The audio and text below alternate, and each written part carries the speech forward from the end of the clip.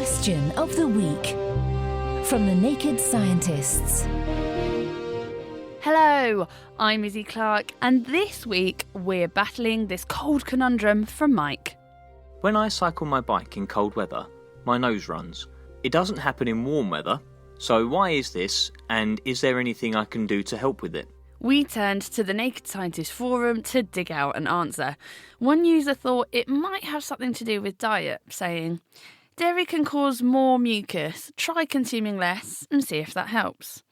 But that might be a myth. Another forum member, Alan, aptly quoted Chaucer. Perhaps a first for the Naked Scientists. If your nose runs in cold weather and your feet smell in hot weather, you're upside down. We decided to take this snotty situation to ears, nose and throat specialist Neil Donnelly from Addenbrooke's Hospital. This common condition our cyclist is describing is known as skier's nose or cold-induced rhinorrhea. Rhinorrhea is the medical term for a runny nose, and you may be more likely to suffer from this if you have hay fever or asthma. The nose is like an air conditioning unit for the lungs. This involves heating and humidifying the air that we breathe, as well as filtering out any impurities. There are two reasons for experiencing a runny nose when the air is cold and dry. This cold, dry air requires a greater amount of heating and humidification to protect the lungs. The blood vessels in the nose expand to increase the surface area for heating, which is why our noses feel blocked, and the mucus glands lining the nose produce more runny mucus for humidification, hence that snotty drip. The second factor is that the air that we exhale is warm and moist.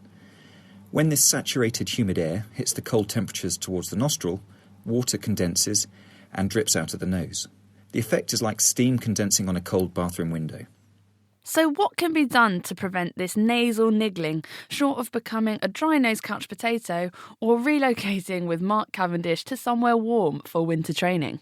Simple measures include carrying industrial quantities of tissues or protecting the nose with a scarf or buff. The latter not only results in less running, but also collects any unwanted drips.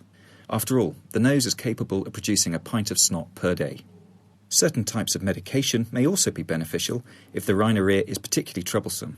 These include nasal decongestants that limit the blood vessels' dilation and other medicines that reduce the amount of mucus that's trying to escape from your nose. It is important to point out, however, that their use should only ever be for short periods of time, as long-term use can result in unwanted side effects. Thanks, Neil, for sniffing out an answer. Next time, we dig into this question from Eamon. If someday we managed to travel to another planet and discovered aliens, what is the likelihood that we could eat them?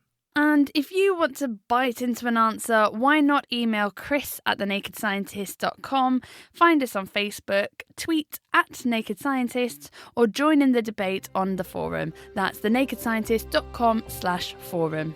Until next time, goodbye.